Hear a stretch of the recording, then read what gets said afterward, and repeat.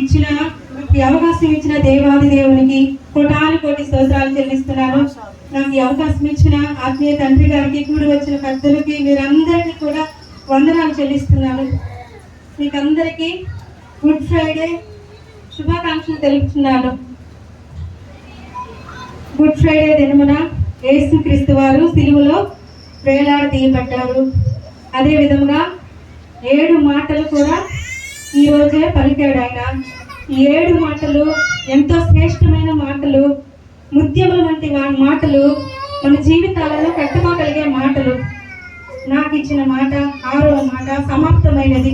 యేసుక్రీస్తు ఏ విధంగా ఈ భూలోకానికి వచ్చి తండ్రి చిత్తాన్ని నెరవేర్చి సమాప్తమైనదని చెప్పిన మాట అన్నమాట. చూస్తున్నాం. యోహాను సువార్త 19వ అధ్యాయము 30వ వచనం. యేసు ఆ చిరక పుచ్చుకొని సమాప్తమైనదని చెప్పి తల వంచి ఆత్మను అప్పగించెను. యేసు ఆ చిరకను పుచ్చుకొని సమాప్తమైనదని చెప్పి తల వంచి ఆత్మను అప్పగించెను. సమాప్తమైనది.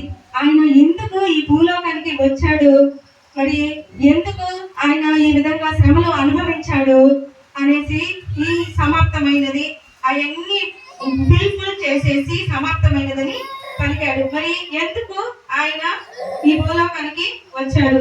యోహాను సువార్త 17వ అధ్యాయం 4వ వాక్యము.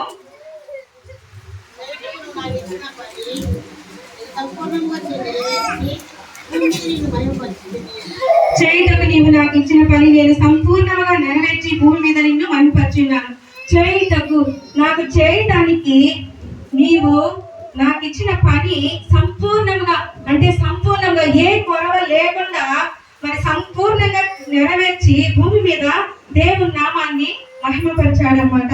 మరి సంపూర్ణంగా అంటే దేవుని చిత్తాన్ని నెరవేర్చాడనమాట. దేవుడి చిత్తం అంటే ఆయన్ను ఇప్పుడు మనకి 7 words లో కూడా మొదటి మాటలో ఏం చెప్పాడు? తండ్రి వీరేమి చేయించున్నారు, వీరెరుగును కనుక వీరిని క్షమించుడి అని అంటుండు. అక్కడ ఏంది? క్షమాపణ. నిన్ను పోలే మీ ఇతరులను కూడా మీరు ప్రేమించాలి అనే క్షమాపణ. అంటే తండ్రి చిత్తంలో ఇవన్నీ వస్తాయంట. క్షమించండి అనేది కూడా తండ్రి చిత్తంలో ఒక విధి అన్నమాట. ఒక విధి. అది ప్రేమించడము, నిన్ను పోలే ఇతరులను ప్రేమించడం కూడా ఒక విధి అన్నమాట. 2వ మాట, నేడు నీవు నాతో కూడా పరదేశంలో ఉందు అని చెప్పి ఒక దొంగతో మరి రక్షణ గురించిన సువార్త, అది కూడా దేవుని చిత్తమే అన్నమాట. రక్షణ అంటే పాపులకు సువార్త ప్రకటించాడు అన్నమాట. అప్పుడు దొంగ ఏమనుకుంటాడు? మాకు పరలోక రాజ్య ప్రవేశం ఉందా అని చెప్పి అని దొంగ ఆయన్ని అడిగినప్పుడు మరి ఆయన అతిక్రమములు దోషములన్నింటినీ ఒప్పుకొని విడిచిపెట్టడం వల్ల మరి పరలోక రాజ్య ప్రవేశం నీకు కూడా ఉందని చెప్పి అక్కడ యేసుక్రీస్తు వారు సువార్తను ప్రకటించాడు. ఇది కూడా తండ్రి చిత్తానుసారంగా ఆ విధులను నిర్వహించడమే అన్నమాట. 3వ మాట ఏం చెప్పాడు? ఇదిగో యోహాను చూసి ఇదిగో నీ తల్లి, ఇదిగో నీ కుమారుడు అని చెప్పి అప్పగించాడు కదా. అప్పగించినప్పుడు అప్పుడు కూడా అది ఒక దేవుని చిత్తానుసారంగా ఒక విధి అన్నమాట. అది ఏంది? మన తల్లిదండ్రులు మనం సన్మానించాలి. మన దీర్ఘాయుష్మంతులుగా మనం జీవించాలంటే మనము తల్లిదండ్రులను ప్రేమించాలి అనే ఒక విధి అన్నమాట. ఇవన్నీ కూడా తండ్రి యొక్క చిత్తాన్ని నెరవేర్చే ఒక విధిలోనే వస్తుంది అనమాట. 4వ మాట వచ్చినప్పుడు అయితే నా దేవా నా చెయ్యి ఎందుకు విడిచిపెట్టావు. ఇది వచ్చి గత్యమనే తోటలో ఆయన ప్రార్థిస్తూ ఉన్నప్పుడు నాకెందుకు ఈ శ్రమ, నేను అప్పగించబడతాను ఈ రాత్రి అని చెప్పి వేదనతోటే ఆయన ప్రార్థన చేసినప్పుడు చెమట రక్తముగా మారింది కదా. మరి శరీరానుసారంగా నా దేవా నా చెయ్యి ఎందుకు విడిచిపెట్టావా అని చెప్పేసి ఆయన బాధను వ్యక్తం చేస్తున్నారు అనమాట. మరి దప్పిక 5వ మాట వచ్చి దప్పిక గురించున్నాను. మరి దప్పిక అంటే ఆయన ఆత్మానుసారమైన దప్పిక గురించున్నాడు. మరి సమరయ స్త్రీ ఆమె పాపంలో ఉన్నప్పటికీ కూడా ఆ బావి దగ్గర ఆయన సువార్త ప్రకటించడం వల్ల నేనిచ్చు నీటిని త్రాగు వారెన్నటికీ దప్పిక కొనడు అని చెప్పింది. కాబట్టి అక్కడ కూడా మరి జీవజలముల బుగ్గ అంటే యేసయ్యను ఆశ్రయించిన వారికి ఎప్పుడు దప్పిక కొనడు అనేసి మరి చెప్పారు. ఇవన్నీ కూడా తండ్రి చిత్తాన్ని నెరవేర్చే ఒక విధానంలో భాగాలన్నమాట. మరి 6వ మాట సమాప్తమైనది. మరి ఇవి కూడా కాకుండా ఇంకా కొన్ని ఉన్నాయన్నమాట. మరి పాపమును జయించి పాపరహితుడు ఆయన. మరి యేసుక్రీస్తు వారు మనలాగా మరి మనుషు తల్లి గర్భంలో పుట్టినప్పటికీ ఆయన పాపరహితుడు, జన్మ కర్మ పాపము లేని పాపరహితుడు మన యేసయ్య. మరి పాపాన్ని జయించి ఆయన పరిశుద్ధుడిగా మరి తండ్రి చిత్తాన్ని సమాప్తం చేశాడనమాట. రెండవ చిత్తం ఏంటంటే బలులను సమాప్తం చేశాడు. మరి పాత నిబంధన కాలంలో ఏబేలు నుండి యేసుక్రీస్తు వరకు కూడా బలులు అర్పించేవారు.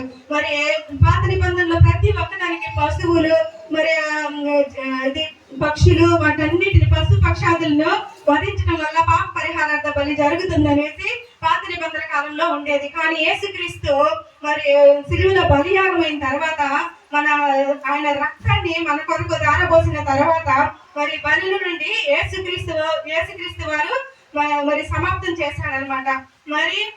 మరియు మరణపు ముళ్ళును విరిచాడు. సమస్త మానవుని మరి మరణం వచ్చిందంటే మరి ఎంతగానో భయపడుతూ ఉంటారు. మరణం వచ్చిందే భయపడతాను. మరి ఇది శరీరానుసారమైన మరణము మాత్రమే, మరి ఆత్మానుసారమైన మరణం వేరొకటి ఉంది.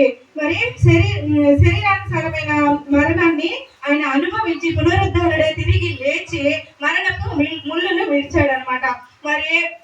మరియు సిలువలో సాతాను శిరస్సును అనగదొక్కాడనమాట.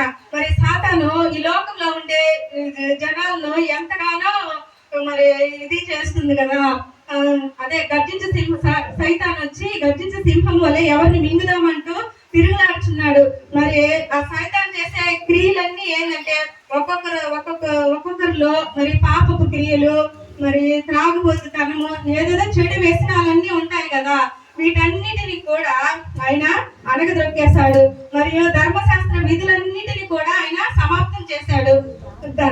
ధర్మశాస్త్ర విధులు అంటే పాత నిబంధన కాలంలో కంటికి కన్ను, పంటికి పన్ను, మరి చంపేస్తే తిరిగి చంపేయాలి. ఆ ధర్మశాస్త్రము పాత నిబంధనలో ఉండే ధర్మశాస్త్రాన్ని ఆయన కొట్టి వేశాడనమాట. మరి ప్రవచనాలను నెరవేర్చాడనమాట. తండ్రి చిత్తాన్ని నెరవేర్చి సమాప్తం చేశాడు. మరి ఇంకా ముఖ్యమైన విషయం ఏంటంటే పాత నిబంధన కాలంలో దేవుని దగ్గర మనము ప్రార్థన చేయాలంటే మన లోపలికి వెళ్ళేదానికి ఉండదన్నమాట.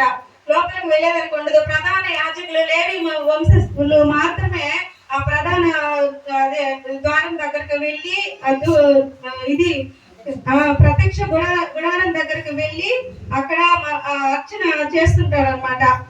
మరి యేసుక్రీస్తు వారు సిలువలో బలియాగమైన తర్వాత ఆ దేవాలయపు తెర రెండుగా చీలబడింది. మరి అతి పరిశుద్ధ స్థలము రెండు కలిసిపోయాయి అనమాట. ఆ ఒక్క ఇదిని ఆయన సిలువలో బలియాగం అవటం వల్ల తొలగించాడనమాట. ఇవన్నీ కూడా దేవుడు సమాప్తం తండ్రి చిత్తాన్ని నెరవేర్చి సమాప్తం చేశాడనమాట. మరి మనము కూడా సమాప్తం చేస్తున్నామా? మనకి ఇచ్చిన పనులు మనం నిర్వహిస్తున్నామా? మనము కూడా దేవుడు ఏ విధంగా తన తండ్రి చిత్తాన్ని నెరవేర్చాడో భూలోకంలో మనకి ఏది అప్పగించి ఉన్నామో మనకి ఇచ్చిన తలంతులతోటి దేవుడి నామాన్ని మనము మహిమపరచాలి. ఆయన సువార్తను లోకమంతా ప్రకటించాలి. ఆయనను మోసుకొని పోవు గాడిదల వలె మనం ఉండాలి. లోకమంతా ఆయన సువార్తను మనము ప్రకటించాలి. మరి ఇదే ఈ విధంగా దేవుడు సమస్తాన్ని దేవునికి అప్పగించి సమాప్తమైనదని పలికాడు. దేవుడి మాటలు ఆశీర్వదించి దీవించును గాక.